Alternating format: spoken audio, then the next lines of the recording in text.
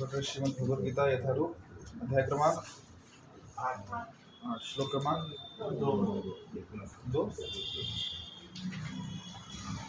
अधियज्ञ कथम गोत्र देहेऽस्मिन् मधुसूदन प्रयाण काले च कथम येयोऽसि नियतात्मभिः अधियज्ञ कथम को अत्र अधियज्ञ कथम को अत्र वो यज्ञ है कथम अधियज्ञ कथम को अत्र देहे अस्मिन् मधुसूदन प्रयाण काले च कथम गेयोऽसि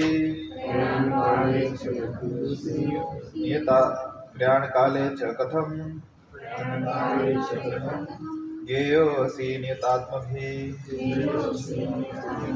अधियज्ञ कथम को अत्र देहेऽस्मिन् मधुसूदन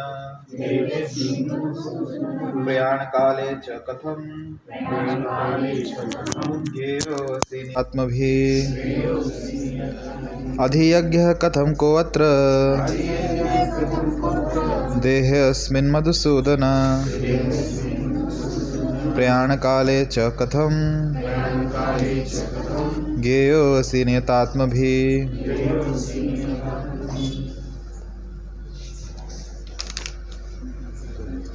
कौन पढ़ेगा? पढ़ो। हरे कृष्णा। पढ़ो पढ़ो, कोई तो पढ़ो। अधियज्ञ कथम कोत्र कथम को अत्र देहेऽस्मिन् मधुसूदन प्रयाण काले च कथम गेयोऽसि नियतात्मभिः कोई नहीं। अधियज्ञं कथम को यज्ञम नहीं, यज्ञ अधियज्ञः कथम कोत्र अधियज्ञः कथम को अत्र देहेऽस्मिन् मधुसूदन प्रयाण काले च कथम गेयोऽसि नियतात्मभिः पढ़ो पढ़ो पढ़ो, कोई तो पढ़ो। पहले आप में ट्रेन छूट जाएगी। पढ़ो पढ़ो, कोई तो पढ़ो, शुरू करो।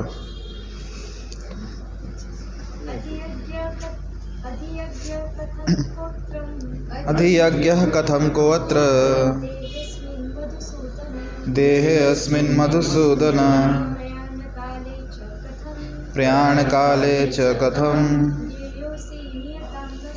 गेयोऽसि नियतात्मभिः अधियज्ञः कथम को अत्र देहेऽस्मिन् मधुसूदन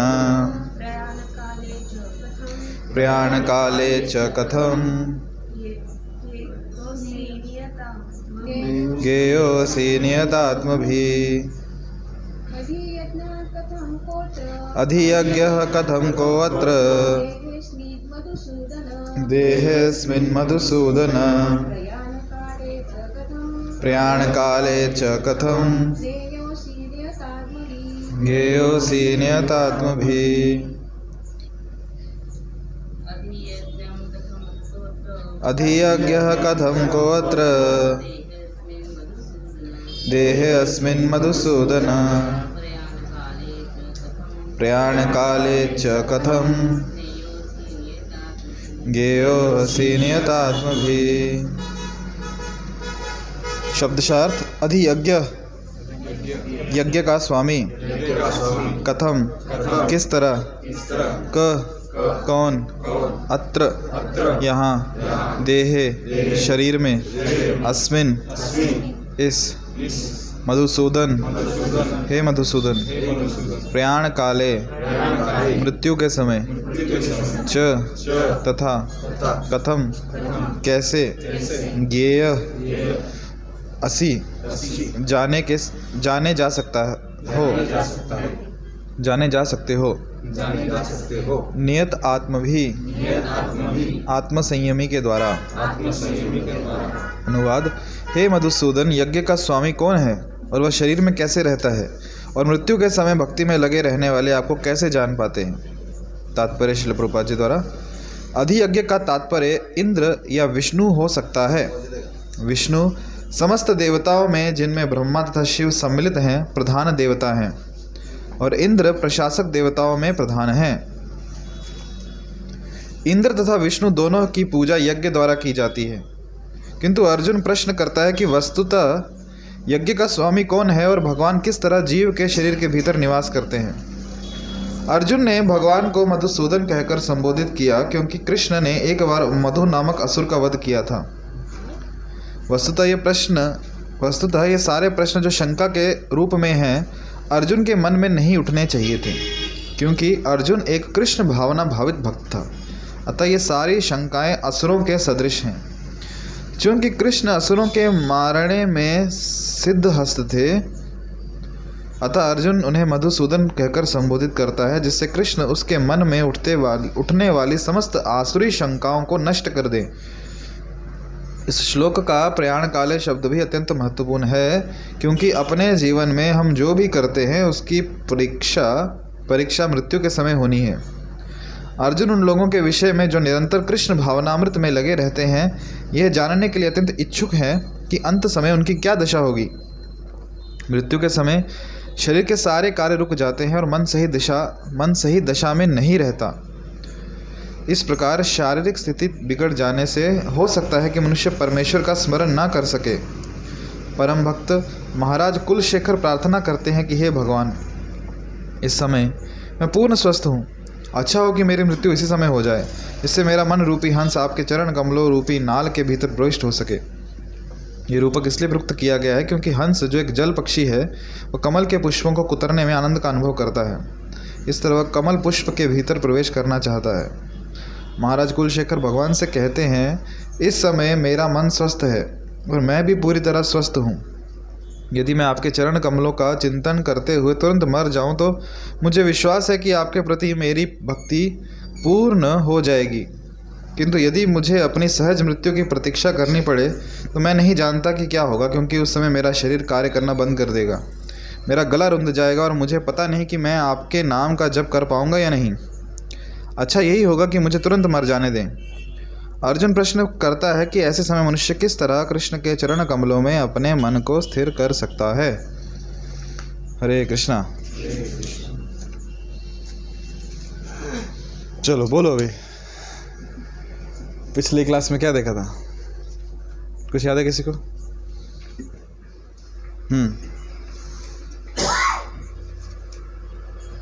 पिछले क्लास में ये हुआ ही नहीं।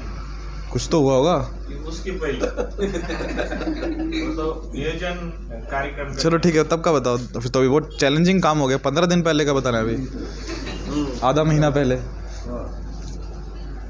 हरे कृष्णा हरे कृष्णा कृष्णा कृष्णा हरे हरे, हरे राम राम राम हरे हरे। क्या चर्चा की थी? अर्जुन के कुछ प्रश्न थे। ब्रह्म क्या है, आत्मा क्या है, सकाम कर्म क्या है, भौतिक जगत क्या है, देवता क्या है, बताइए। भाग्यवान व्यक्ति, दुर्भाग्य व्यक्ति और अति भाग्यवान व्यक्ति, अति दुर्भाग्य व्यक्ति। क्या अंतर है तीनों में? क्या अंतर है? भाग्यशाली वो जो भक्तों के संग में रह के भक्ति करता है।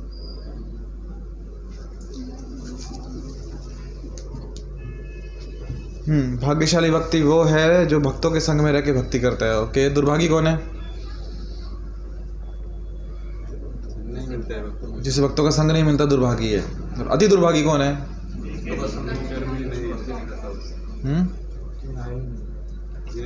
आप शायद उस क्लास में नहीं आए थे। हाँ, अति दुर्भागी कौन है? भक्ति में आने के बाद, भक्तों का संग मिलने के बाद भी छोड़ देता है। अवसर था पर उसने अवसर मिलने के बाद छोड़ दिया, वो अति दुर्भागी है। और क्या चर्चा हुई थी?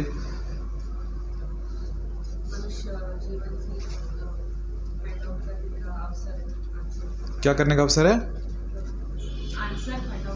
अच्छा, मनुष्य जीवन ही आंसर फाइंड आउट, उत्तर जानने का अवसर है। अतः तो ब्रह्मा जी कैसा प्रश्न पूछने का अवसर है। और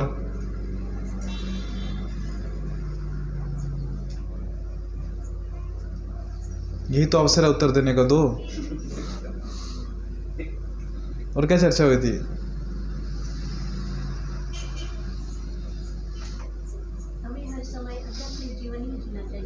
हमें हर समय आध्यात्मिक जीवन जीना चाहिए। ऐसा क्यों?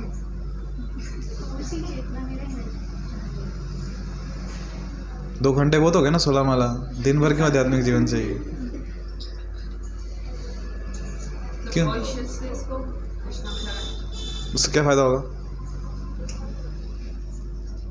माया भी बढ़ेगी। माया कौन? मतलब भौतिक चीजें सताएंगी नहीं। तो क्या नाम जब करेंगे तब भौतिक चीजें नहीं सताती? फिर प्रभाव कम हो जाएगा। किसका? माया देवी का? नहीं, कॉन्शियसनेस हट जाएगी ना। इस चीज से लगने से अच्छा उस चीज में लग जाएगी। उस चीज और इस चीज कौन कौन? एग्जैक्टली बताओ ना, ये उसकी भाषा समझ नहीं आती। हाँ, कॉन्शियसनेस कृष्णा में जुड़ जाएगी।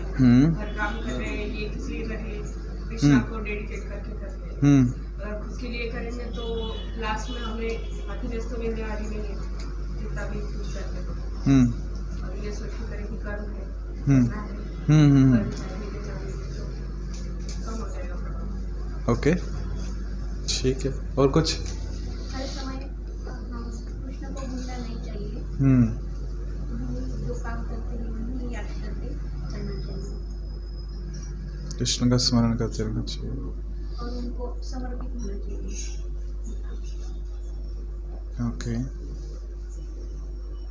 और कुछ? स्टोरी कौन सी?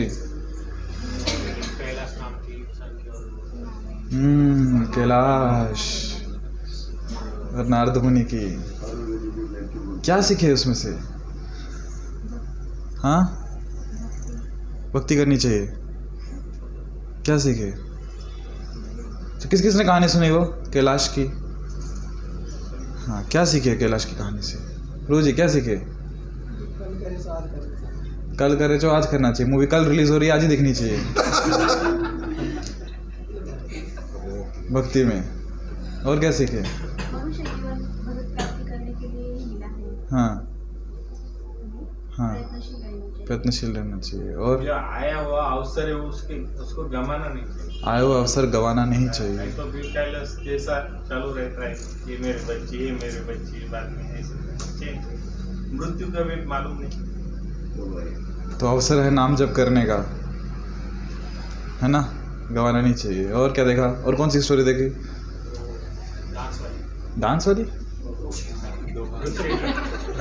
अच्छा, हाँ हाँ हाँ, दोहा।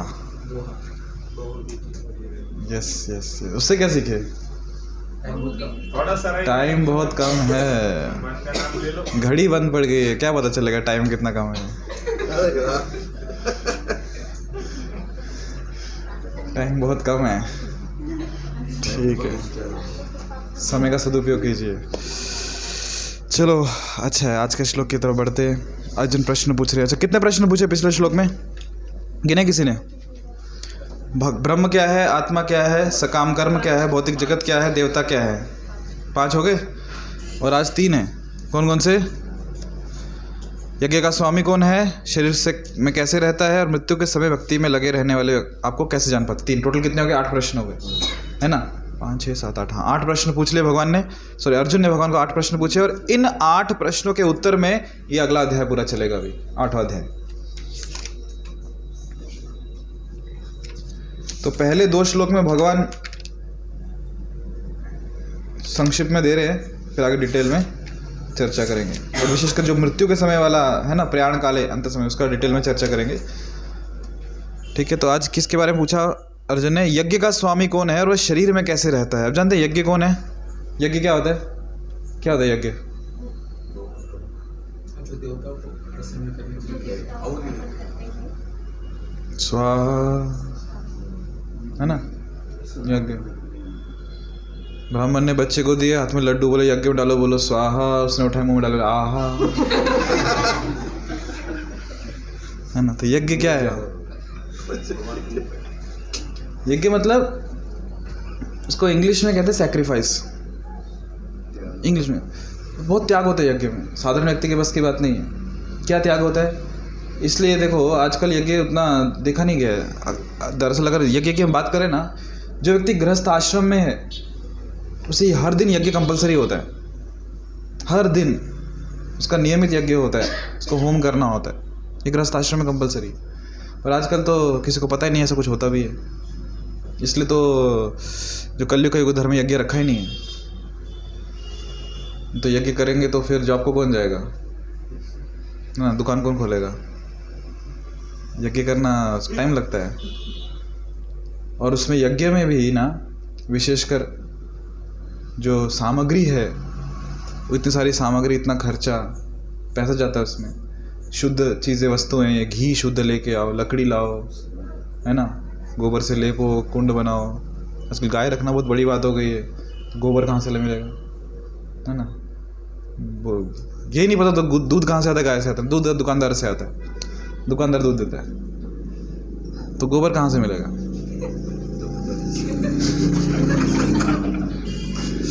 तो यज्ञ करना जो है, यज्ञ क्या है कि वहाँ पे बहुत उसको जब सेक्रीफाइस करे, वो त्याग है उसमें, और विशेषकर समय का त्याग है।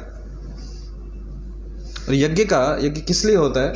हाँ, कह रहे हैं कि हम देवताओं को प्रसन्न करने के लिए यज्ञ होता है। भगवान श्री कृष्ण 3 अध्याय में उन्होंने कहा था, क्या कहा था? यज्ञ कर्म समुद्भवा, है ना, यज्ञ शिष्टाशिन संतो, वो लगे दूसरा कौन सा श्लोक है वो? अन्नाद भवन्ति भूतानि, किसी को श्लोक याद है क्या? 3 अध्याय का ही है, 12 या 11 नंबर का श्लोक रहेगा कि यज्ञ करने से क्या होता है? वर्षा होती है। आप यज्ञ को प्रसन्न करो और यज्ञ आपको, सॉरी, जो यज्ञ के अधिष्ठाता देवता हैं वो आपकी आवश्यकताएं पूरी करेंगे। तो अभी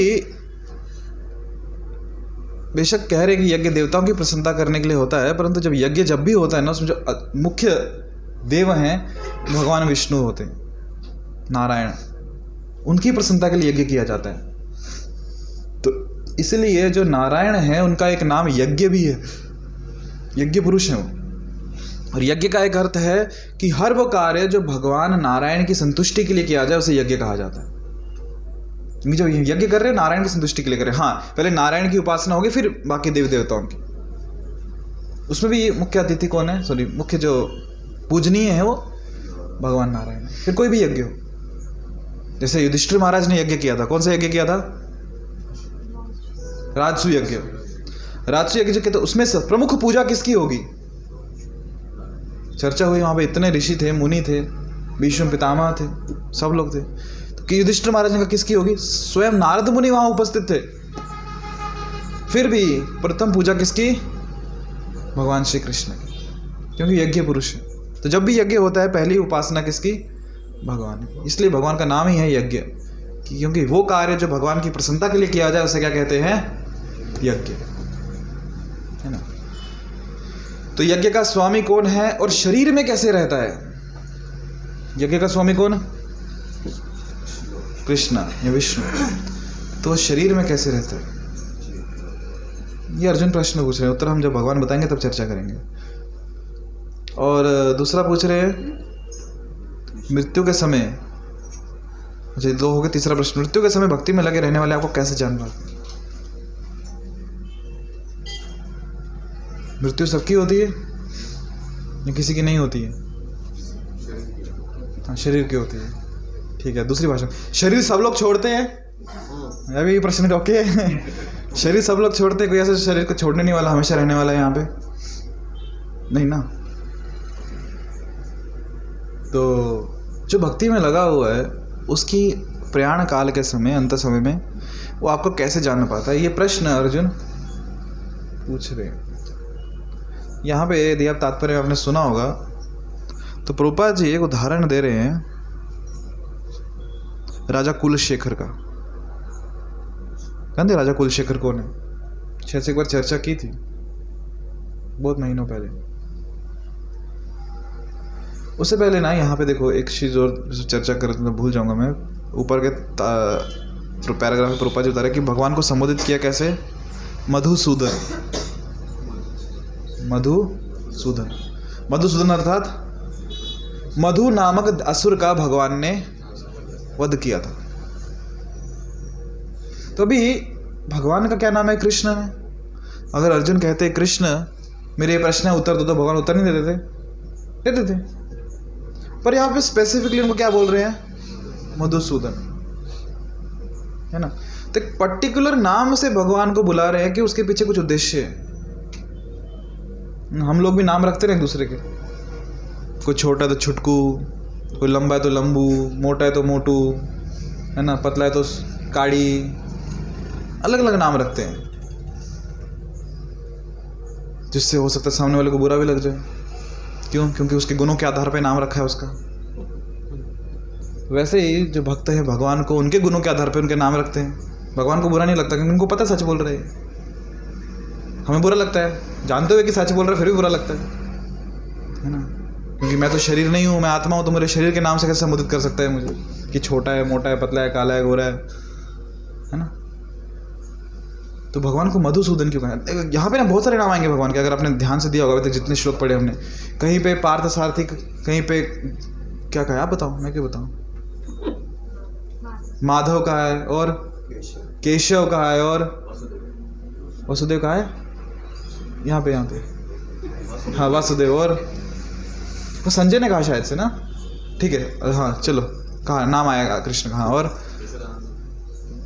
नहीं यहाँ पे गीता में भागवतम नहीं, हाँ, और ऋषिकेश और गुड़ाकेश कृष्ण को नहीं कहा, अर्जुन को कहा, क्योंकि नींद को विजय प्राप्त कर लिया था अर्जुन ने। और योगेश्वर, गोविंद, है ना, इतने सारे नाम लिए। और जब भी भगवान का कोई नाम लिया है ना अर्जुन ने या फिर संजय ने, कुछ अर्थ है उसका, उस संबंध में वो नाम लिया। जब ऋषिकेश नाम लिया, याद आ रहा है ऋषिकेश कहाँ पे नाम लिया था भगवान का? तमुवाच ऋषिकेश, कि जहाँ पे अर्जुन कह रहे कि आप क्या हो? इंद्रियों के स्वामी। या फिर जब गोविंद कह रहे हैं भगवान को अर्जुन, तो कह रहे हैं कि आप गोविंद मतलब आप इंद्रियों को, गायों को आनंद प्रदान करते हो, और गो का एक और अर्थ होता है कि आप इंद्रियों को आनंद प्रदान करते हो। तो हे केशव, हे गोविंद, आप मेरी इंद्रियों को भी आनंद प्रदान करो ना, क्यों मुझे ऐसे युद्ध जैसे घोर कर्मों में लगा रहे हो? जहाँ भी कोई नाम आया उस पर रिसर्च करो कि ऐसा नाम क्यों यूज़ किया है। अर्जुन की मनस्थिति क्या वो दर्शा रही है कि अर्जुन क्यों ये नाम ले रहे हैं। तो मधुसूदन कि भगवान ने दैत्य का वध कर दिया। कौन से दैत्य का? मधु नामक दैत्य का। तो हे भगवान, आपने एक दैत्य का वध कर दिया, तो मेरे हृदय में जो ये क्या बोलते डाउट्स आ रहे ना, क्या बोलते डाउट्स को? संशय। तो ये भी असुर के समान है, इनका भी वध कर दो। और संशय जो होता है ना बहुत खतरनाक होता है। वो कहानी सुना क्या? एक और नहीं, पहली आज की शायद से कहानी सुनाता हूँ।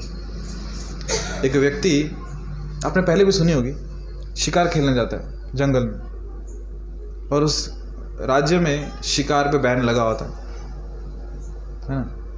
तो जंगल में जाता है तो उसे कोल्हे का बच्चा मिलता है, वुल्फ, बेबी वुल्फ, कोल्हा ही बोलते हैं ना उसको, नहीं पता, वुल्फ पता ना, वुल्फ, हाँ ठीक है, फॉक्स पढ़ लो, वुल्फ बोलो, मतलब एक कुत्ते की प्रजाति, जंगली कुत्ता। अच्छा, कोल्हा पता है सबको, फॉक्स पता है, हाँ ठीक है, ये भाषाओं में ना ऐसे गड़बड़ होती है। तो छोटा बच्चा था उसका, शिकार करने चला गया, अभी उसको उसने मार दिया। क्या वो होता है ना जंगल में जैसे पेड़ काटते हैं, एक्स, कुल्हाड़, उससे उसने उसके गले पे वार कर दिया। अभी जैसे ही वार किया, उसको उठा के लेके जाने लगा, तो वहाँ से राजा का रथ आ गया, राजा वहीं से गुजर रहा था। अभी इसने देखा राजा आ गया, अभी क्या करूँ? राजा देखेगा मैं पे ये कर रहा हूँ शिकार कर, राजा मुझे मार देगा। उसने सियार को पकड़ा, अंदर छुपाया और ऊपर से कोट पहन लिया। अभी जो सियार था फॉक्स, वो पूरा मरा नहीं था, अधमरी अवस्था में था, उसको अपनी जान बचानी थी, इसने बाहर से पैक कर लिया था उसको। और ये राजा से बात कर रहा है, राजा से बात कर क्या कर जंगल में, कुछ नहीं, थोड़ा देखने आया था, इसको जा रहा हूँ मैं, घर जा रहा हूँ। और ये जो फॉक्स था ये उसको अंदर ही अंदर खा रहा है, दांत लगा रहा है उसको, छोड़ो मुझे। अभी अगर उसने कोट निकाला तो राजा देख लेगा कि शिकार खेल राजा मार देगा, और नहीं निकाल रहा तो अंदर से वो खा रहा है। तो जो डाउट्स होते हैं ना, ऐसे ही होते हैं, अंदर ही अंदर खाते रहते हैं। इसलिए बोलते प्रश्न पूछने चाहिए। अथा तो ब्रह्म जिज्ञासा, यही अवसर है प्रश्न पूछने का। तो ये जो संशय है ऐसे अंदर खाते रहते हैं, कि हम कुछ डाउट है ना अंदर मन में रखते हैं, और मन में रखने से क्या होता है, वो हमें खाते रहते, परेशान कर देते हैं। इसलिए कभी संशय रखना नहीं चाहिए। जब भी संशय आए सही स्थान पे जाके पूछ लेना चाहिए, संशय का निवारण कर लेना चाहिए। तो वही इसलिए अर्जुन भगवान को कह रहे, मधुसूदन के आपने इतने असुरों का वध किया, जो ये संशय नाम का असुर मेरे हृदय में है ना, इसका वध करो, खा रहा है मुझे अंदर से, मेरे प्रश्नों का उत्तर दो। और फिर प्रभुपाद जी, और असुरों को मारना भगवान के लिए कोई बड़ी बात नहीं है ना। वृंदावन ने बहुत सारे असुरों का वध किया, और जरूरी नहीं कि उनको अस्त्र शस्त्र चाहिए, बिना अस्त्र शस्त्रों के भी भगवान असुरों का वध कर देते। फिर प्रभुपाद जी उदाहरण दे रहे हैं राजा कुलशेखर का। राजा कुलशेखर अलवर हुए हैं दक्षिण भारत में। उन्होंने भगवान के गुणगान किए। उन्होंने ना पहले एक लिखा था श्रृंगार शतक। श्रृंगार शतक जानते क्या होता है? क्या होता है?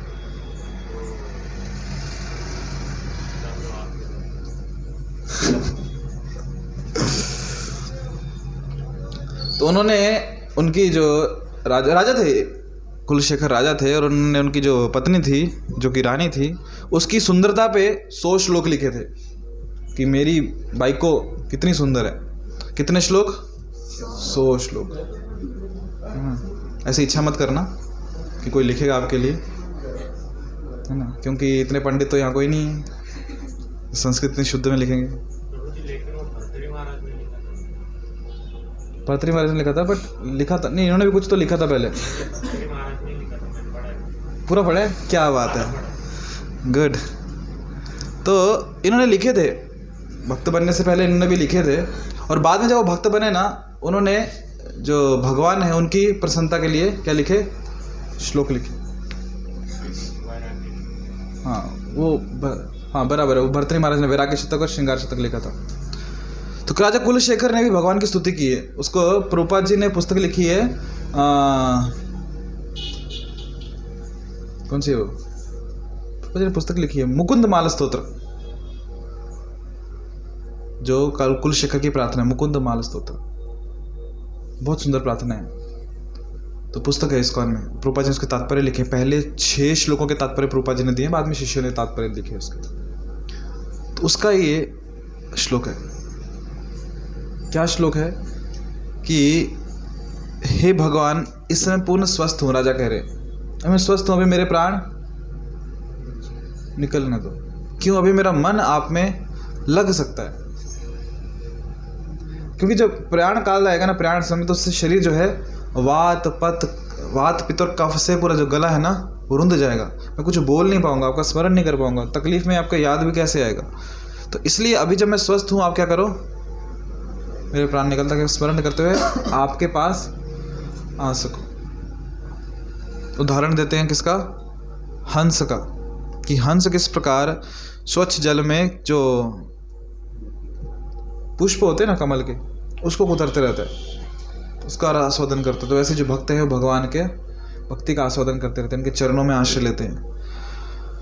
इसलिए कह रहे इस समय मेरा मन स्वस्थ है और मैं पूरी तरह से स्वस्थ हूँ। यदि मैं आपके चरण कमलों का चिंतन करते हुए तुरंत मर जाऊँ तो मुझे विश्वास है कि आपके प्रति मेरी भक्ति पूर्ण हो जाएगी, किंतु यदि मुझे अपनी सहज मृत्यु की प्रतीक्षा करनी पड़े तो मैं नहीं जानता कि क्या होगा, क्योंकि उस समय मेरा शरीर कार्य करना बंद कर देगा, मेरा गला रुंध जाएगा और मुझे पता नहीं कि मैं आपके नाम का जप कर पाऊंगा या नहीं। अच्छा यही होगा कि मुझे तुरंत मर जाने दें। ये कौन कह रहा है? राजा कुलशेखर। महात्मा हुए, हालांकि राजा है पर फिर भी क्या है, महात्मा है। जब महात्मा शब्द की यदि जब बात करें तो क्या परिभाषा है महात्मा की? भारत में विशेषकर कोई व्यक्ति भगवा कपड़े पहन ले उसे क्या कहते हैं? महात्मा है। कोई बहुत अच्छे से प्रवचन कर पाता है, महात्मा है। किसी के जीवन में कुछ तपस्वी दिखे तो महात्मा है। यहाँ पे नेताओं को भी महात्मा पदवी लगा देते, समझ नहीं आता नेता है या महात्मा है ना? महात्मा लोग नेता बन जाते हैं, नेता लोग महात्मा बन जाते हैं। तो महात्मा शब्द किसे कहा गया? तो भगवान श्री कृष्ण कहते हैं भगवद गीता में 9वें अध्याय में आता है श्लोक, महात्मनस्तु माम पार्थ देवीम प्रकृतिम आश्रित। कि जो महात्मा है वो कौन है? जिसने देवी प्रकृति का आश्रय लिया है। देवी प्रकृति मतलब भगवान की अंतरंगा शक्ति अर्थात श्रीमती राधा रानी, उसे महात्मा कहा गया। जिसने भगवान का आश्रय लिया है वो वास्तविक महात्मा है।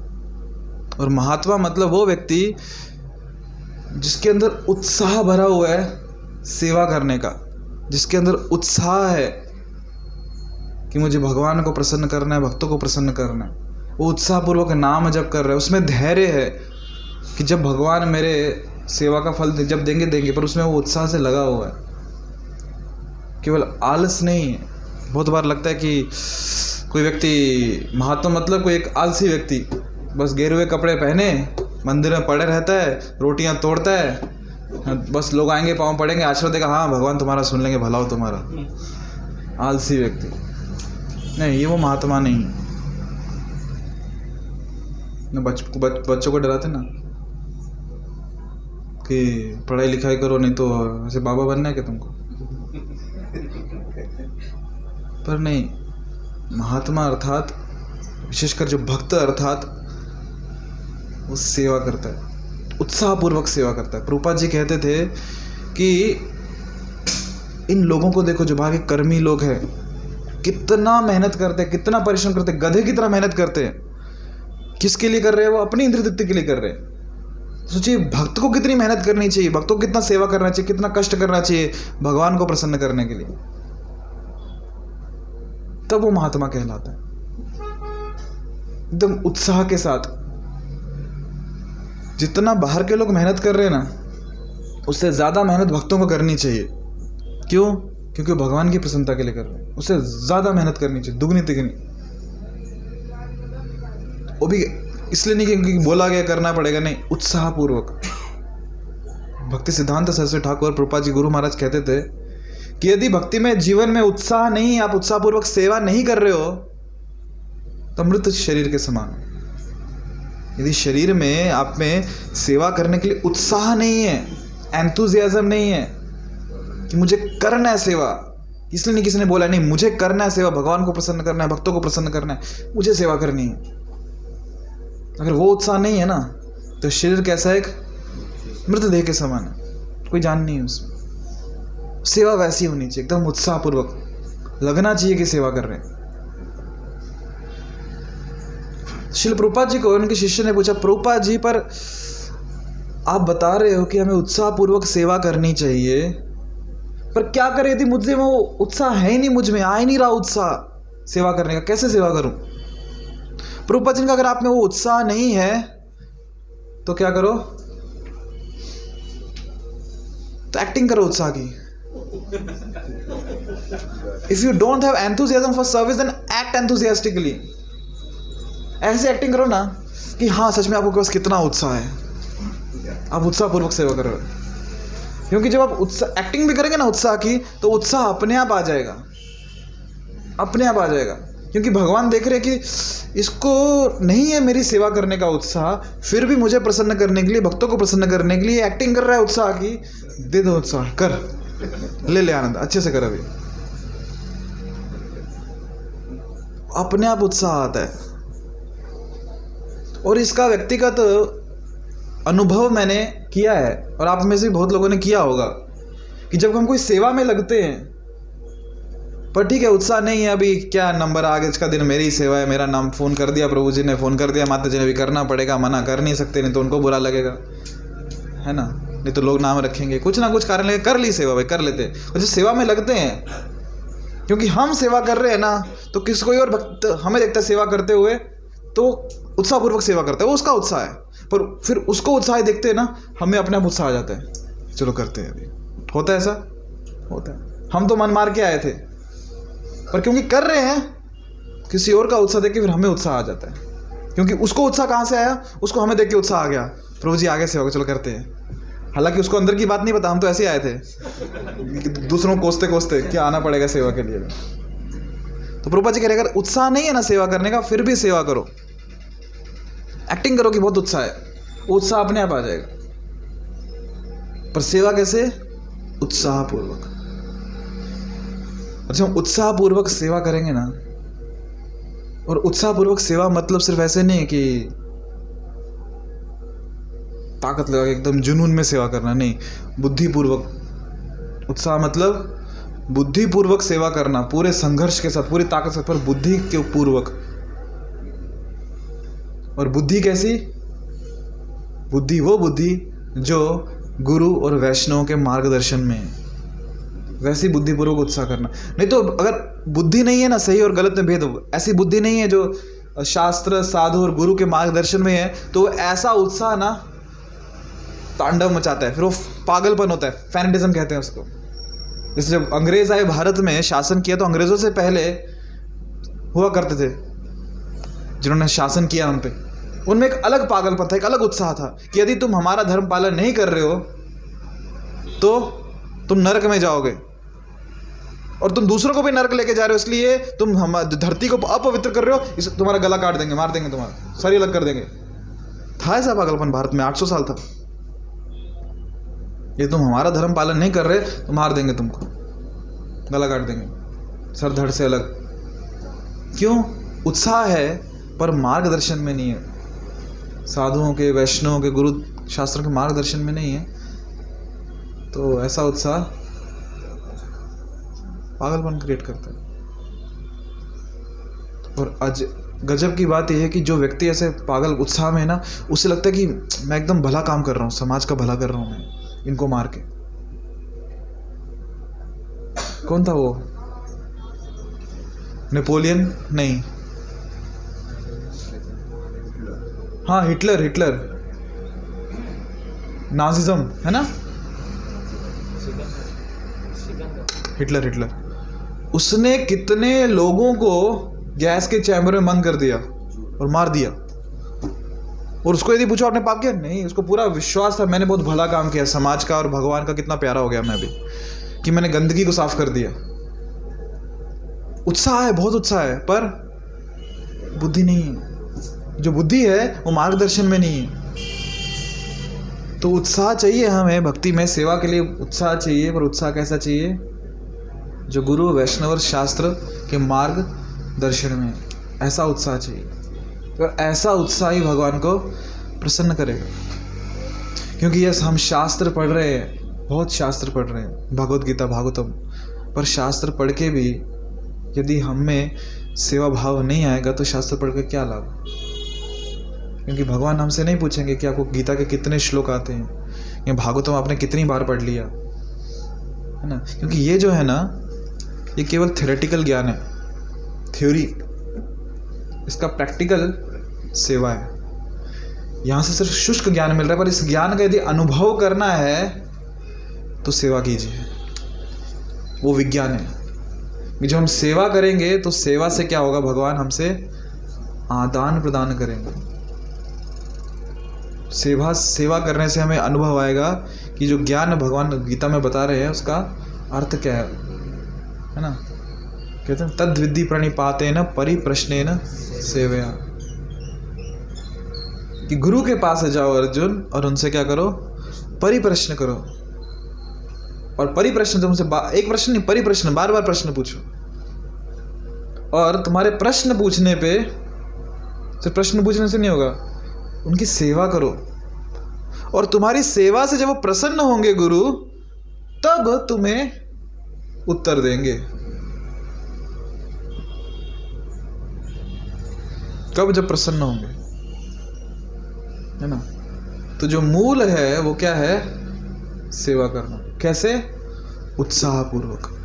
फिर हम कोई भी सेवा क्यों ना कर रहे हो, चाहे वो भगवान की श्रृंगार सेवा है, नाम जप की सेवा है, कीर्तन नृत्य करने की सेवा है, रंगोली निकालने की सेवा है, भोग भगवान के लिए बनाने की सेवा है, कीर्तन करने की सेवा है, प्रवचन देने की सेवा है या प्रवचन सुनने की सेवा है, कोई भी सेवा है, उत्साहपूर्वक कर रहे हैं तो भगवान आदान प्रदान करते हैं। यदि उस सेवा में उत्साह नहीं है तो कितना भी शास्त्रों का ज्ञान हो, सब शुष्क है, हम अनुभव नहीं कर पाएंगे उस सेवा का। वो वैसा हो जाएगा कि शहद की बोतल है, ढक्कन बंद है और हम बाहर से चाट रहे हैं।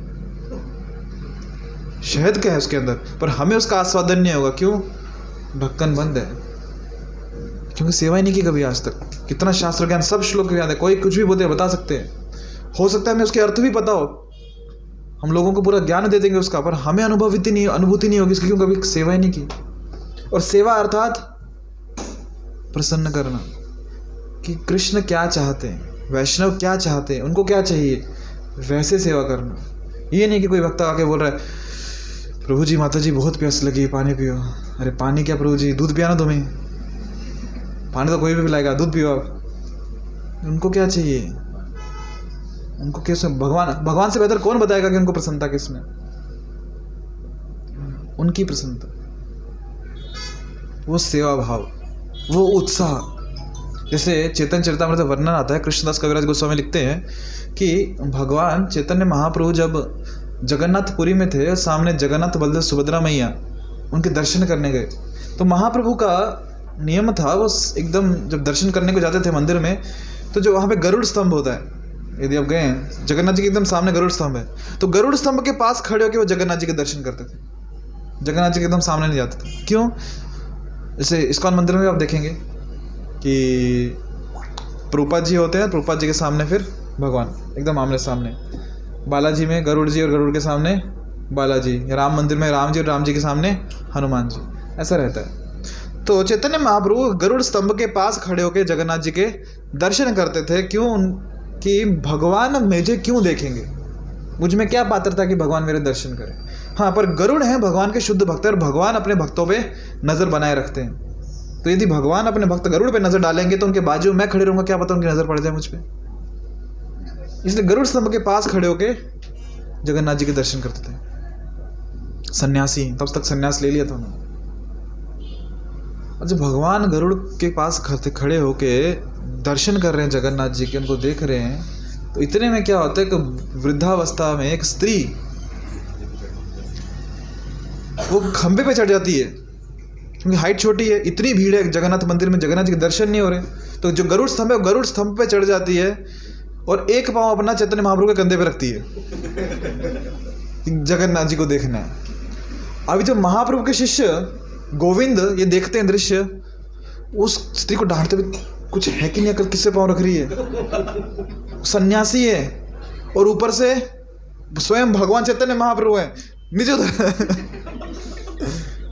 और महाप्रभु बोलते हैं गोविंद को, गोविंद तुम क्यों डांट रहे हो उसको?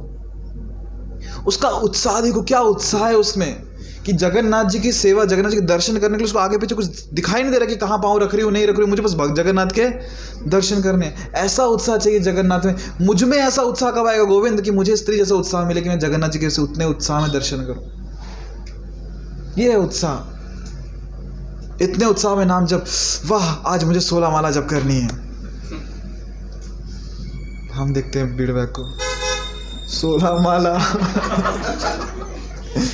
और हमारी काउंटिंग कैसे चलती है 16 माला की, 1 2 ऐसे नहीं, 16 बाकी है, अभी 15 बाकी है, 14 बाकी है, 13 12 बाकी है, 11 10 9 8 7, रॉकेट लॉन्च होता है ना जैसे, वैसे बस 3 बाकी, 2 बाकी, 1 बाकी, हो गई आज की 16 माला। अभी फीडबैक को हम कल देखेंगे, तब तक छुट्टी। ये उत्साह होता है हमारा, है ना। पर भक्त का उत्साह कैसा होता है कि 16 माला करनी है, वो उत्साह होना चाहिए। क्या आनंद है नाम जप में। फिर कोई भी सेवा, जब उत्साह से सेवा करेंगे तो भगवान आदान प्रदान करते हैं। और उत्साह के साथ साथ एक चीज़ और चाहिए, वो है धैर्य। क्योंकि यदि धैर्य नहीं होगा ना तो वो एक व्यापार जैसा हो जाएगा, बिजनेस, कि भगवान मैंने आपके लिए इतनी सेवा की, बदले में मुझे क्या? मंदिर में आके मैंने 11 नारियल फोड़े, जॉब तो अभी नहीं मिला है ना, इतना सेवा किया, इतना नाम जप किया। नहीं, आप हंस रहे हो, पर सीरियसली ऐसा होता है कि भगवान आपका इतना नाम जप करते हैं, मुझे कष्ट क्यों दिए, क्यों दिए? और बहुत बार लोग नास्तिक भी हो जाते हैं कि हम तो आपका इतना नाम, मैं सच बोल रहा हूँ, अनुभव है मेरा, ऐसे लोगों से मिला हूँ कि भगवान आपका इतना नाम जप करते हैं, पूरा परिवार नाम जप करता है, फिर भी आप हमारे घर के हमारे प्रिय सदस्य को क्यों लेके चले गए, इनकी मृत्यु क्यों हो गई? और भगवान का ऊपर से विश्वास उठ जाता है और व्यक्ति नाम जप करना भी छोड़ देता है कि भगवान है ही नहीं। अगर है तो ऐसे क्रूर भगवान हमको नहीं चाहिए। इन्होंने क्या बिगाड़ा था किसी का? या फिर हम इतने साल से जप कर रहे हैं, क्यों अभी तक जॉब नहीं लग रहा, क्यों हमारा नया घर नहीं मिल रहा, क्यों हम सब अच्छा नहीं हो रहा? उत्साह तो है सेवा का, पर धैर्य रखना आवश्यक है, क्योंकि हमसे बेहतर भगवान जानते हैं कि हमारी भलाई किस में है। जितना हमें है ना उत्साह, हमें लगता है कि कब हम भगवान के धाम जाएंगे, कब हमारी दीक्षा होगी, है ना, तो उससे ज़्यादा उत्साह उनको है, उससे ज़्यादा आतुर वो है कि कब इस जीवात्मा को मैं वापस लेके आऊँ, कब इसको गुरु का आश्रय दूँ। हमसे तो उत्साह वो है, हमको बस उनके उत्साह से आदान प्रदान करना है, धैर्य रखना है, विश्वास कि हाँ वो हैं। एक भक्त है, अगेन चैतन्य लीला में ही मुरारी गुप्ता,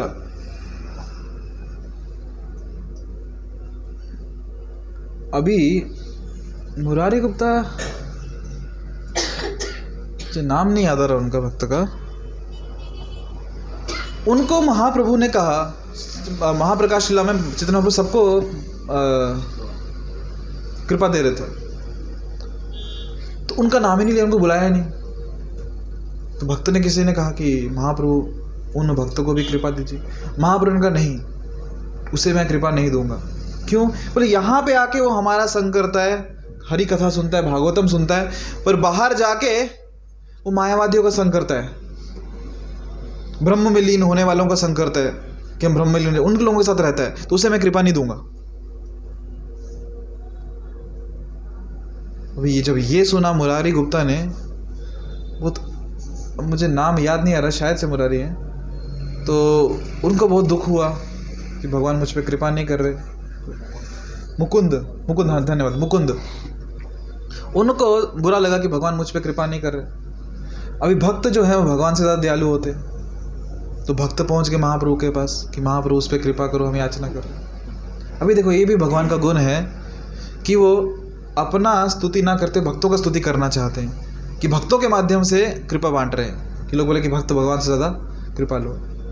भक्त गए सबके पास कि महाप्रभु मुकुंद पे कृपा करो, है ना, तो महाप्रभु ने कहा ठीक है, भक्त लोग सिफारिश लेके आए हैं अभी, बोले ठीक है, लाखों जन्मों के बाद उसे मुक्ति मिलेगी, तब तक कोई मुक्ति नहीं, लाखों जन्म लेने पड़ेंगे उसको मुक्ति के लिए। अभी ये सबका दिल टूट गया, ऐसा कैसे सबको बाहर महाप्रभु कृपा बांट रहे, और मुझे क्या बोला, मुकुंद के लिए क्या बोला, लाखों जन्मों के बाद। सब लोग दुखी होके गए मुकुंद के पास, मुकुंद भगवान नहीं मान रहे, उन्होंने कहा कि मुकुंद को कृपा कब मिलेगी, मुक्ति कब मिलेगी, लाखों जन्म लेने पड़ेंगे उसको। तो उसके बाद जब मुकुंद ने ये सुना, वो खुशी से डांस करने लगे, वाह मुझे मुक्ति मिल जाएगी, मुझे मुक्ति मिल जाएगी, मुझे मुक्ति मिल जाएगी। भक्तों ने कहा रुको, तुमने शायद से ठीक से सुना नहीं, कब मिलेगी, लाखों जन्मों के बाद। बोले ठीक है, पर मिलेगी ना, मुझे मुक्ति मिलेगी। तो धैर्य, उत्साह भी है और धैर्य भी है।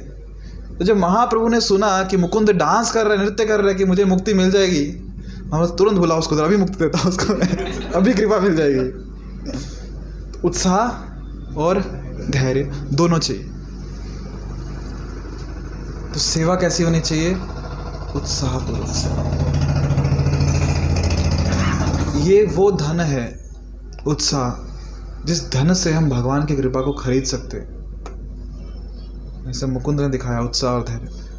भगवान की कृपा को हम किसी भी धन से नहीं खरीद सकते, पर यदि हमारे पास उत्साह वाली सेवा का धन है ना, ऐसी सेवा जिसमें उत्साह भी है और धैर्य भी है, उत्साहपूर्वक सेवा कर रहे हैं, पर फल की अभिलाषा नहीं है। भगवान जब देना होगा उनकी इच्छा तब देंगे। वो वास्तविक धन है जिससे हम भगवान की कृपा को आकर्षित कर सकते हैं अपनी ओर। कितने उत्साह में सेवा कर रहे हैं, फिर ये नहीं देख रहे कि प्रभु जी मुझे क्यों हमेशा पकड़ लेते, अब मैं ही सामने दिखता हूँ तो बाकी लोग सेवा नहीं करते, हमेशा मुझे ही फ़ोन कर लेते सेवा को, मैं आता हूँ तो मुझे ही पकड़ते। और ये सच ये ऐसा होता है। हाँ, अगर आपने कभी गलती से किसी माता जी प्रभु जी का फ़ोन उठा लिया कि सेवाएं आ जाओ, और एक बार आप गलती से पहुंच गए उनके पास सेवा के लिए, अगली बार फ़ोन आपको ही आएगा। इतिहास इस बात की गवाही है। अगर एक बार भी आपने सेवा को हाँ बोल दी ना, अगली बार फिर से फ़ोन आपको ही आएगा। और दूसरी बार भी गलती से आ गए, तीसरी बार भी फ़ोन आपको ही आएगा। जिसने मना कर दिया उसको कभी फ़ोन नहीं आएगा। आप एकदम मासूम गाय जैसे आपने हाँ कर दिया सेवा को, अगली बार फिर से आपको ही फ़ोन आएगा, आ जाओ सेवा को।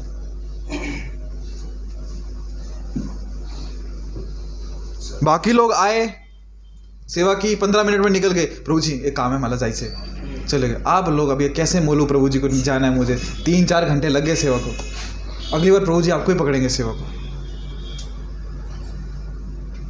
आप जानते हैं ऐसा क्यों हुआ? जानते हैं ऐसा क्यों हुआ? हर बार आपको ही क्यों पकड़ा जाता है सेवा को? क्योंकि जो पिछली बार आपने सेवा की थी ना, पहली बार, उसका फल भगवान ने ये दिया कि अगली बार वापस सेवा दी आपको। सेवा का फल ये होता है। यदि भगवान आपकी सेवा से प्रसन्न है ना, तो उसके फल स्वरूप आपको एक और सेवा देंगे, और दूसरी बार भी आपकी सेवा से प्रसन्न हो गए तो फल स्वरूप तीसरी बार एक और सेवा देंगे। तो जितनी अच्छे से सेवा करोगे उतनी सेवा और मिलेगी। तो भी आप सोच लो कितनी सेवा करनी है। अगर आप सेवा से मना कर दोगे मतलब भगवान आपसे प्रसन्न नहीं है, अगली बार सेवा नहीं देंगे। पर सेवा तो होने वाली है, उसमें कोई डाउट नहीं है।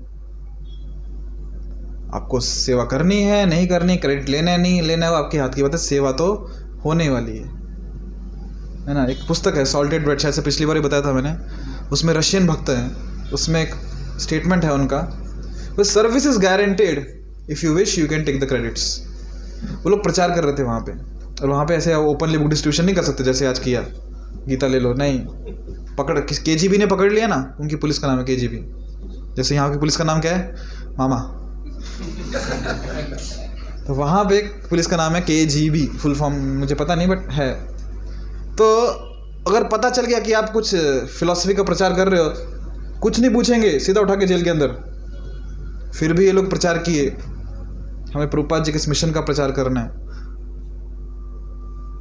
और भक्त वहाँ की जो पुलिस है इतनी निर्दयी होती थी उस समय कि अगर नगर संकीर्तन में पकड़े गए, या पता चला कि आपके पास अपने घर में ऐसे बुक्स रखी हुई हैं गोडाउन में, आप बेचते भी नहीं, घर में रखी है, उठा के लेके चल जाएंगे आपको भी और बुक्स को भी। और फिर अगर कीर्तन कर रहे हो, नगर संकीर्तन, आपको लेके चले जाएंगे। और लेके गए और हाथों को दरवाजे के बीच में रख के दरवाज़ा बंद कर दिया, दोनों हाथ और उंगली। कभी आई है उंगली दरवाजे के बीच में? तो ऐसा जोर से बंद करते थे और फिर बोलते थे अभी बजाऊंगा मृदंग, और भक्त फिर भी मृदंग बजाते थे और कीर्तन करते थे। एकदम अजीब अलग अलग लेवल का टॉर्चर, एकदम ब्राइट लाइट सीधा आंखों पे मारते थे।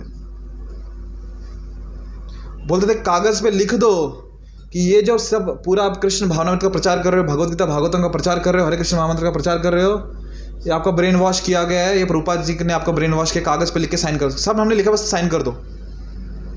फिर भी वक्त साइन नहीं करते थे। ये उनका समर्पण था। क्यों ऐसा कोई व्यक्ति कर सकता है? कुछ तो अनुभव हुआ है उसे सेवा करके, कुछ तो भगवान ने उनसे आदान प्रदान किया, जैसे समझ में आ रहा है नहीं ये सत्य घटना है, ये सच्चाई है, कृष्ण है, कुछ मजाक नहीं है, तभी तो कर पा रहे ना। वो सेवा का आनंद है। एक प्रभुपाद जी की शिष्य हुई है अपने इस्कॉन में, एक माता जी, वो पत्र लिखते हैं महाराज को और कहते हैं कि जब से मैंने चैतन्य चरितामृत पढ़ा ना, ये चैतन्य महाप्रभु नित्यानंद प्रभु मेरे सपने में आ रहे हैं। और मुझसे मुझसे मतलब बातचीत करते हैं और मुझसे रहा नहीं जाता। हमेशा उनकी सेवा कर रहे हो, गौर नेता है ना, उनके गौर नेता की सेवा करते थे और मुझे बोले कि मुझे यहाँ नहीं रुकना, मुझे बाहर लेके चलो, ऑल्टर में नहीं रुकना, मुझे बाहर लेके चलो। तो एक और सन्यासी शिष्य थे और वो गौर निताई को लेके माता जी कीर्तन को निकल पड़े और गौर निताई हैं वहाँ पे नगर संकीर्तन चल रहा है, भक्त पुस्तक वितरण कर रहे हैं और पुलिस आ गई। और पुलिस ने क्या किया, बोले हम 10 गिनेंगे, इतना टाइम दे दिया, यहाँ से खाली करो नहीं तो लेके जाएंगे। तो बाकी लोग वाइंड अप करने लगे, माता जी ने नहीं किया वाइंड अप, वो प्रचार कर रहे हैं भगवत गीता का, कीर्तन का। तो बोले चलो सबको उठा के जेल में लेके जाएंगे। और माता जी बोलते नहीं आप हमें जेल में नहीं लेके जा सकते, ये इन दोनों ने कहा था मुझे जेल प्रचार करने, इनके कहने पे कर रही हूँ मैं। चैतन्य नित्यानंद गौर नेता के विग्रह दोनों ऐसे खड़े हैं, बोले इनके कहने पे मैं प्रचार कर रही हूँ, लेके जाना तो इनको लेके जाओ। और ठीक है उनको भी लेके चलो, पुलिस उनको भी लेके चलेगी, सब चले गए अंदर जेल में। और वहाँ पे जो सन्यासी हैं वो पुलिस से बातचीत कर रहे हैं, बोले ठीक है आप हमें इस बार बाहर जाने दो, हम आगे से ऐसा कुछ नगर संकीर्तन वगैरह सिटी में नहीं करेंगे। और माता बोलते नहीं हम दोबारा करेंगे, हम दोबारा करेंगे, हम अंदर नहीं बैठ सकते। उस सन्यासी बोलते रुक जाओ मैं बात कर रहा हूँ, नहीं हम करेंगे। क्यों? क्योंकि ये इन्होंने कहा हमें करने को, ये जो दोनों है ना, इन दोनों ने कहा कि हमें प्रचार करने बाहर निकलो। तो ये उनका विश्वास है, श्रद्धा है, उनकी सेवा की है तो भगवान आदान प्रदान कर रहे हैं। वो उत्साह है उनमें कि ये हम नहीं कर रहे हैं, ये करवा रहे हैं हमसे, ये उत्साह है। और अगर पुलिस पकड़ के भी लेके जा रहे हैं ना, कोई धैर्य है कि भगवान देखेंगे, सब करेंगे। तो वो कब आएगा? सेवा से आएगा। जितना हम उत्साहपूर्वक सेवा करेंगे ना, उतना हम कृष्ण की कृपा को अनुभव कर पाएंगे, जितना सेवा उत्साह से करेंगे और धैर्यपूर्वक। जो भी भक्त आज टिके हुए हैं ना इस्कॉन में, जो भी टिके हुए हैं, उन जो में भी आप भी आते हो, कुछ तो टिके हो ना, 2 महीने 6 महीने 2 साल 4 साल 10 साल 20 साल, या कोई 6 दिन वाला भी होगा। तो क्यों? कहीं ना कहीं जाने अनजाने में सेवा की है, तो सेवा के कृपावश भगवान आदान प्रदान कर रहे हैं, कुछ अनुभूतियां हो रही हैं, कुछ आदान प्रदान हो रहे हैं, कुछ रस मिल रहा है, इसलिए हम टिके हुए हैं, है ना। जब रथ यात्रा प्रथम बार शुरू हो रही थी तो वहाँ पे प्रभुपाद जी के शिष्य थे, श्याम सुंदर प्रभु, आई गेस प्रभुपाद जी ने सेवा दिया था उनको रथ बनाने का।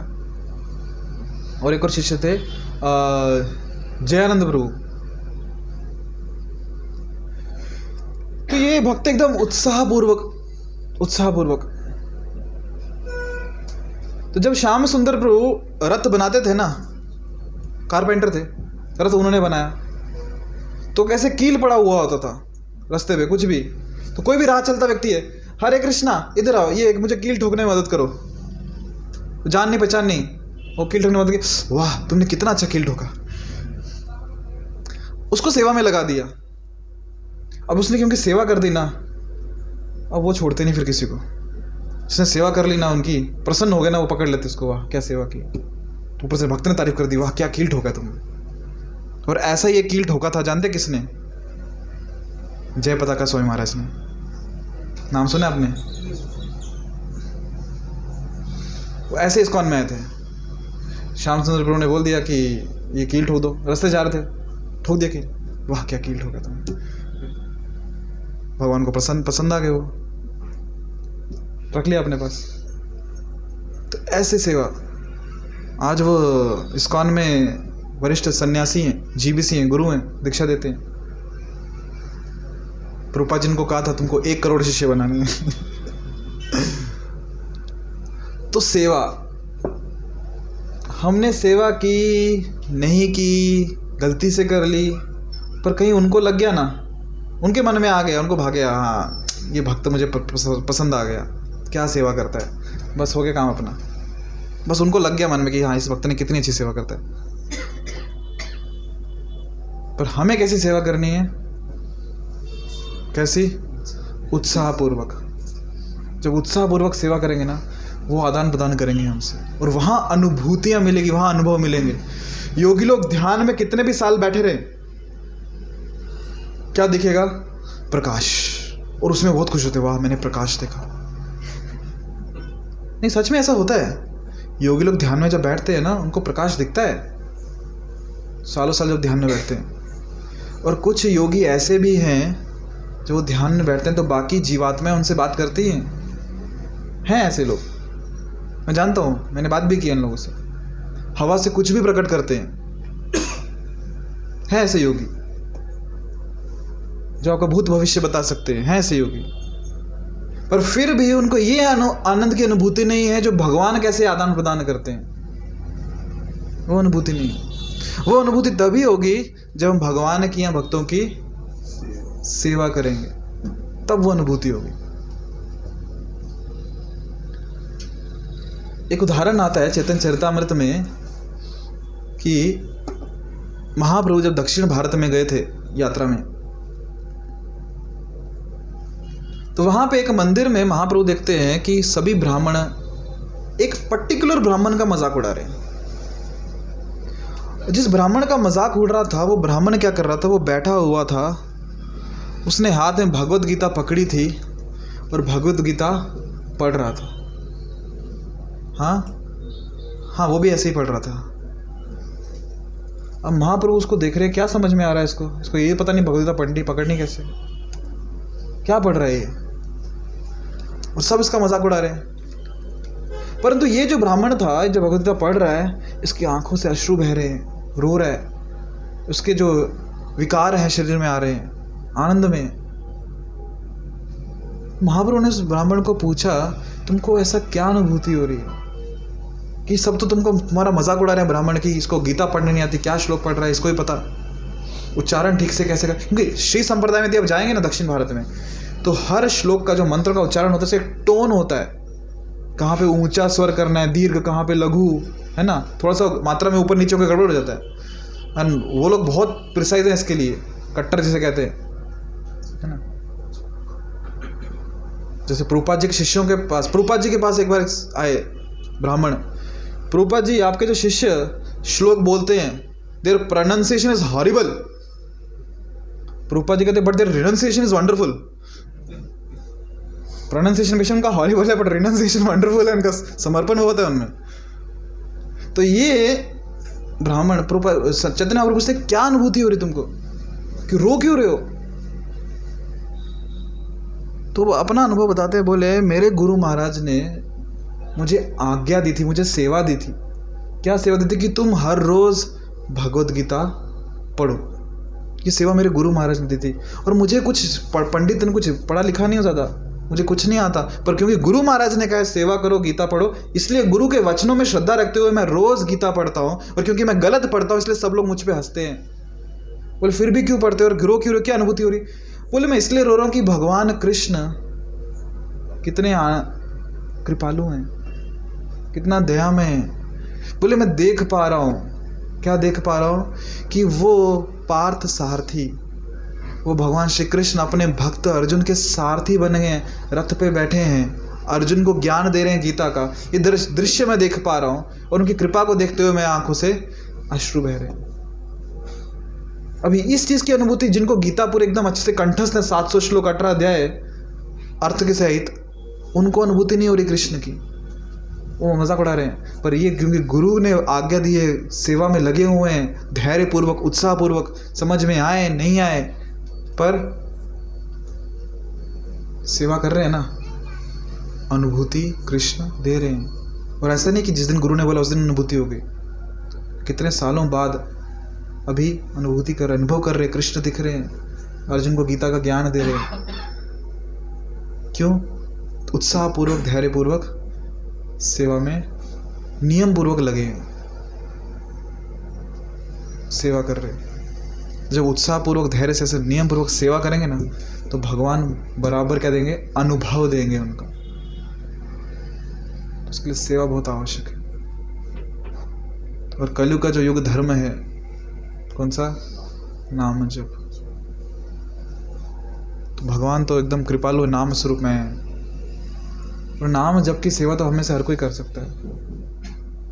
और जब फिजिकल सेवा दी है कुछ, जैसे रथ यात्रा में सेवाएं हैं बहुत सारी, जब सेवा करेंगे तो हम अनुभव करेंगे कृष्ण कृपा का। और बहुत बार ऐसा भी होता है कि गुरु महाराज ने सेवा दे दी, भक्तों ने सेवा दे दी, पर आज तक वो उस टाइप का काम कभी किया ही नहीं है।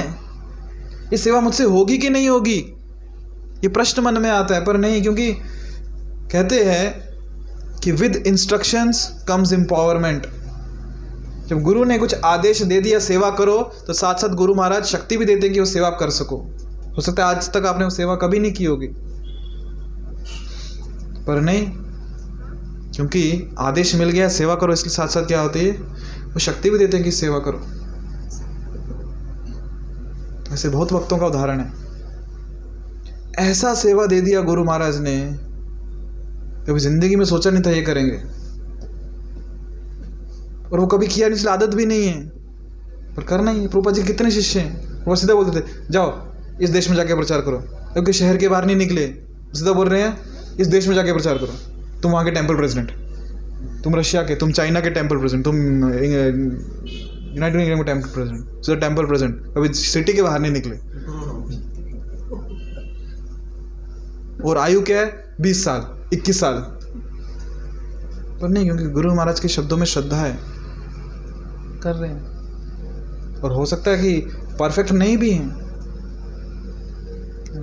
मेरा अगर व्यक्तिगत उदाहरण लूँ मैं, तो जो लोग मुझे जानते हैं पहले से, वो जानते हैं कि मैं जल्दी कुछ बोलता नहीं हूँ, चुप रहने वाला व्यक्ति हूँ मैं, है ना। अभी जो लोग मेरे साथ आए पुस्तक वितरण को भी, यही लोग सब बात करते हैं, चुपचाप तो सुन रहा था क्या बोल रहे हैं, बोलो। क्योंकि उतना एक एक्सट्रोवर्ट व्यक्ति तो वो नहीं हूँ मैं कि बस जब मौका मिले और बोलना चालू कर दूँ।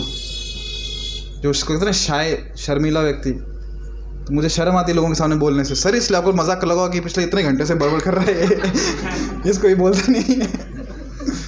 पर सिर्फ 4 लोगों के सामने मुझे खड़ा कर दो, मजा ले मैं कुछ बोल जाऊँ, बोलो कितना भी, मैं सुनते रहता हूँ बस, कहाँ बोलो क्या बोलना है। नहीं है मुझे आदत ऐसे बोलते रहने की। पर जब आदेश दे दिया कि जाओ प्रचार करो, जाके लेक्चर दो, कीर्तन करो, मना नहीं कर सकते। तो सेवा आई है तो उत्साहपूर्वक स्वीकारो। और फिर जब बोला कि जाओ सेवा करो, तो शक्ति भी आती है ऊपर से कि हाँ। बहुत बार प्रवचन में कुछ ऐसी बातें आ जाती जो मुझे भी नहीं पता होता कहाँ से आई, भगवान देते हैं, गुरु महाराज देते हैं शक्ति। आप लोग निकलते हो पुस्तक वितरण को, कितने लोग हैं भगवद्गीता वितरण को? हाँ, क्या शर्मा रहे हो, खड़े करो ना। कितने लोगों ने किया भगवद्गीता वितरण? किया ना? इस साल का टारगेट लिया था, भूलना मत, है ना। तो बहुत होशियार लोग टारगेट तक नहीं जाने देते, तो बहुत नीचे लगा। कभी जिंदगी में कुछ बेचा भी नहीं होगा, नहीं जो बिजनेसमैन उनको छोड़ के कभी नहीं किया होगा। पर जब भगवत गीता लेके निकले तो लोग ले रहे हैं, है ना। क्यों? क्योंकि जब आदेश मिला है सेवा करो तो कृपा भी मिल रही है कि होगा वो, क्योंकि वहाँ हम नहीं हैं, वो गुरु महाराज की कृपा आशीर्वाद है कि उसके कारण हो रहा है। और यदि गलती से लग जाए कि हम कर रहे हैं तो हो गया, हरि बोल। एक भक्त थे, उनको सेवा मिल गई पुस्तक वितरण की, भगवद गीता, और बहुत अच्छे बुक डिस्ट्रीब्यूटर बन गए वो। किसी को पकड़ा ही भगवद गीता तुरंत ले लेता था। थोड़े दिनों बाद उनको लगने लगा कि मैं अच्छा बिजनेस कर लेता हूँ। वो मंदिर छोड़ के अपना बिजनेस डालने चले गए सीरियसली। पर उनका बिजनेस चला ही नहीं, बंद पड़ गया, क्योंकि वो नहीं कर रहे थे, वो गुरु का आशीर्वाद था जो करवा के ले रहा था। यदि भगवान को प्रसन्न करना है तो सेवा में वजायते, सेवा परमो धर्म। तो जितना उत्साहपूर्वक सेवा करेंगे ना, ऐसा उत्साह मन में कितना भी कोस रहे उस व्यक्ति को जिसने सेवा दी है, पर उत्साह ऐसा होना चाहिए ना कि 10 लोगों को आपको देख के उत्साह जाना चाहिए, वाह क्या प्रभु जी माता जी क्या सेवा कर रहे हैं, हमें भी सेवा करनी है। और ऐसे उत्साह जब सेवा करेंगे भगवान प्रसन्न हो जाएंगे, और धैर्यपूर्वक कि उनको जब फल देना होगा तब देंगे, हमें उत्साहपूर्वक सेवा करनी है। और जब सेवा करेंगे ना, देखो भगवान क्या अनुभूति देते हैं, ऐसी दिव्य अनुभूतियाँ होगी ना आपको, ऐसी दिव्य अनुभूतियाँ होगी ना कि जो ज्ञानी लोग हज़ारों सालों से ये ध्यान में बैठे हैं ना, ध्यानी लोग, उनको भी वो अनुभूतियाँ नहीं होंगी। उनको क्या मिलता है ध्यान में, आप जानते हैं? मैं जानता हूँ, इसलिए नहीं कि मैंने ध्यान किया, इसलिए कि मैं ऐसे लोगों से मिला हूँ, बातचीत की है। वो लोग हवा से कुछ भी प्रकट कर सकते हैं। आपको मिठाई खानी है, बोलो कौन सी खानी, सामने खुद मैंने खुद देखा, लिटरली मेरी आंखों के सामने किया उन्होंने। डब्बा खोल के बोले ये लो मिठाई, कौन सी खाओ, हवा में से मिठाई ला के दे दी। क्या पीना है वो ला के दिया, टीवी देखना है टीवी ला के दिया सामने। पर कौन सी बड़ी बात है, हम पैसे देकर दुकान से ला ही सकते हैं ना, उसके लिए क्यों ध्यान पे बैठना। उनको कुछ बात पता करनी होती, वो लोग ध्यान में बैठते हैं। कोई तो जीवात्माएं हैं ऊंची, उनसे संपर्क साधते हैं, उनसे बात पता चल जाती है उनको।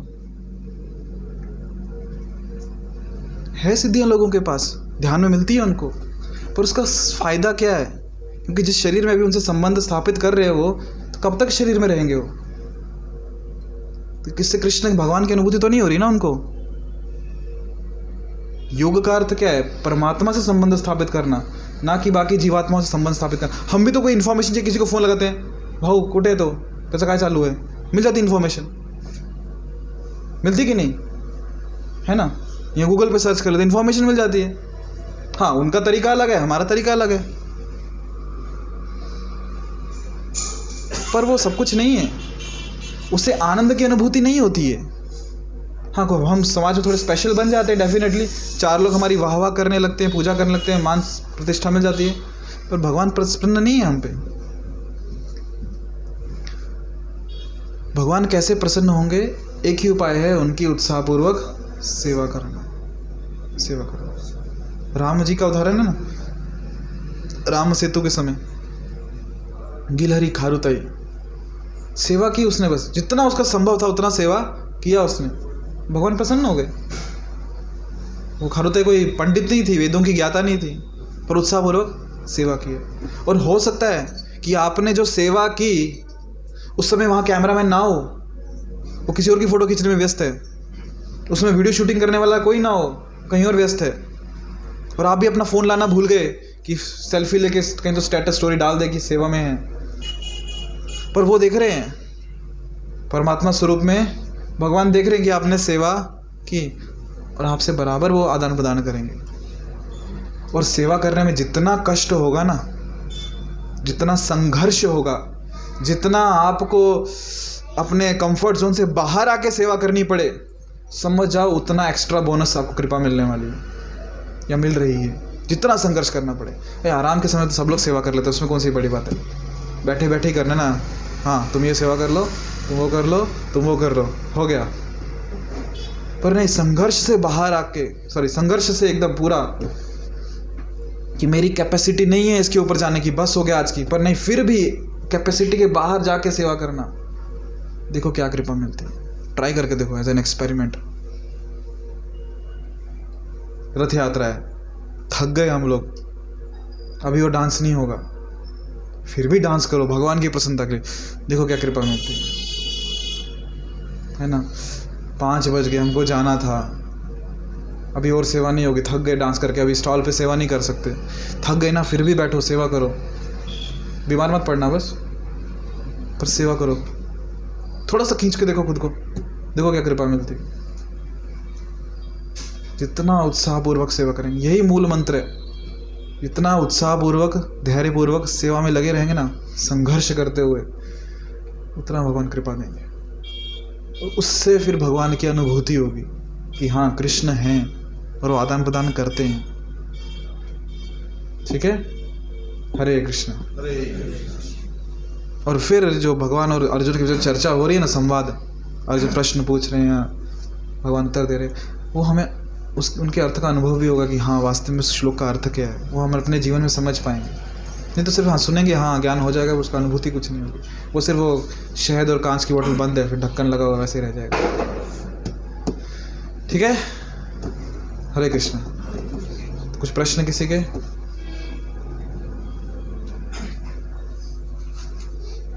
कोई प्रश्न नहीं? अथा तो ब्रह्म जिज्ञासा।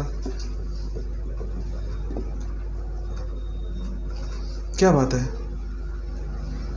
आज ऐसा कैसे? हाँ ये सुरो जी पूछो। प्रभु जी, ये सनातनी बोल इसका मतलब क्या? सनातन मतलब सनातन काल से, आदि से, सृष्टि की शुरुआत से। क्या उसमें हिंदू धर्म ऐसे जाता है? जैसे धर्म आते ही मुस्लिम हिंदू ऐसे धर्म देखो एक ही है। मानव धर्म नहीं, सेवा परमो धर्म। जीवात्मा का स्वभाव है सेवा करना, वो उसका धर्म है, उसको आप अलग नहीं कर सकते। चाहे कोई मुस्लिम लोग, क्रिश्चियन लोग, कहीं सिख लोग, सब तरफ वो सेवा कर ही रहे हैं। इस सबका जीवात्मा का स्वभाव है सेवा करना, भगवान की सेवा करना, प्रेम पूर्वक सेवा करना, वो सनातन धर्म है अपना। ये अभी बुद्ध धर्म के लिए मैं और मयूर ऐसे हम घूमे बहुत, जिससे बहुत अच्छे रिलेशन सब हाथ ही जोड़ रहे, कोई ले रहा ही नहीं, बोल रहे आमची आजी लेवाची थी, आमच्या घरी लई है, सब ऐसे 5% भी नहीं कर सका। इतना गुस्सा है, क्या करना है क्या नहीं। कोई बात नहीं, पर उन्होंने आपका मेहनत देखा। मैं आपको मेरा अनुभव बताता हूँ। जब हम पुस्तक वितरण को जाते थे तो कैसे होता था, बुक हम उसको बस पार्टी बोलते हैं, मतलब गाड़ी होती ना, इम्पीरियो गाड़ी देखी आपने, बड़ी वाली इस्कॉन की, ऐसी बड़ी गाड़ी लेके संभाजी के बाहर, मतलब 15 दिन 1 महीना बाहर वापस नहीं आना जब तक बुक्स ख़त्म नहीं होती। कहाँ खाना है, कहाँ सोना है, कहाँ है क्या, कुछ अता पता नहीं। गांव में चले जाना सीधे, वो भी गांव में, शहर में नहीं, गांव में। भगवत गीता लेके लोग किसी को समझा रहे हैं, आधा घंटा तक उसको समझा रहे हैं, गीता क्या है, श्लोक क्या है, भगरूपा जी कौन है, इसमें क्या क्या क्या क्या अर्थ है, सब आधा घंटा तक बताया। पूरा सुनने का लास्ट में बोलता है वो आए आमच्याकडे, है ना। तो इतना गुस्सा तो आधा घंटा क्यों वेस्ट किया है ना। परंतु बेशक हमको लगता है टाइम वेस्ट हो गया, पर वो देख रहे हैं हमारी मेहनत कितनी है। इतना इस पे आधा घंटा वेस्ट, ये बोल रहा है, कष्ट कर रहा है, संघर्ष कर रहा है, तो अगला व्यक्ति जब अगले व्यक्ति के पास जाते हैं ना, उसको कुछ बोलने की जरूरत ही नहीं पड़ती, सीधे बोलता है भगवता हाँ दे दो मुझे, ऐसे ले लेता है वो, क्योंकि वो देख रहे हैं मेहनत कर रहा है। तो हमारा काम एक ही है, प्रयास करना, जैसे यशोदा मैया ने किया। वो जब कृपा देने को बराबर देंगे, और सामने वाला पुस्तक ले नहीं ले, कृपा तो हमें मिल गई, क्यों, हमने उनके लिए कार्य किया, हमने उत्साहपूर्वक सेवा की। फल उनके हाथ में कब देना है। हमने रोज़ मेहनत कर रहे हैं, जा रहे हैं, कोई नहीं ले रहा, पर हो सकता है एक दिन कोई एक व्यक्ति आ जाए, बोले 50 के 50 गीता चाहिए मुझे दो, कुछ भी हो सकता है। फल उनके हाथ में है, धैर्य रखना है, पर उत्साहपूर्वक सेवा करते रहना है, क्योंकि उससे भगवान की कृपा मिलती रहेगी। प्रभु जी, ये कोई अगर एक गुजर गया घर में से, गए समझो काम में, तो 10वें दिन बाल क्यों निकालते, बाल कटिंग क्यों करते हैं ऐसे बारीक? उसका कारण तो मुझे भी नहीं पता, सच में नहीं पता मुझे। जो कर्मकांड के नियमों में है वो, कर्मकांड, हाँ कर्मकांड के नियमों में दिया गया है, उसका एग्जैक्ट कारण क्या है मुझे नहीं पता, वो पूछना पड़ेगा किसी को। गन भी नहीं लगाते हैं, बहुत सारे नियम है उसमें, तो मुझे नहीं पता उनका उत्तर, तो किसी को पूछ के समझ में आएगा। ठीक है, और कुछ? आज सुबह का ही अनुभव है। जब नगर संकीर्तन में आप लोग घूम रहे थे, जा रहे थे, तब भगवत गीता लो करके अपन बता भी रहे थे, कर भी रहे थे। ऐसा लग रहा था कोई बोलेगा नहीं, लेकिन जब दूसरे को ये कर रहे कि पटा रहे उसको, ऐसा है वैसा है, ले लो गिफ्ट देने को लो, किसकी शादी में दो, किसकी बर्थडे में दो, कर रहे, वो दूसरा आवाज देता है नहीं तेरे मराठी भगवत गीता होना, मतलब इसके प्रयास में वो दूसरा ऑटोमेटिक मिल गया। और उसके बाद में एक जगह गए तो उसको चलो एक भगवत गीता मराठी मांग रहे थे, वो तो मराठी भगवत गीता हमारे पास नहीं थी, तो इधर से मंगा के फिर उनको मैं एक भगवत गीता देना था। एक भगवत गीता देते देते उसने बोला नहीं 5 भगवत गीता दे तो मैं मेरे ऑफिस में दे दूंगा। भगवान प्रयास देखते हैं, भगवान ये प्रयास कर रहे हैं। एक के जगह पे उसने 5 भगवत गीता, आज सुबह की बात है ये। ठीक है, हरे कृष्ण। और कुछ? तो रुके यहाँ पे। श्रीमद् भगवद गीता की जय, श्रील प्रभुपाद की जय। हरे कृष्ण।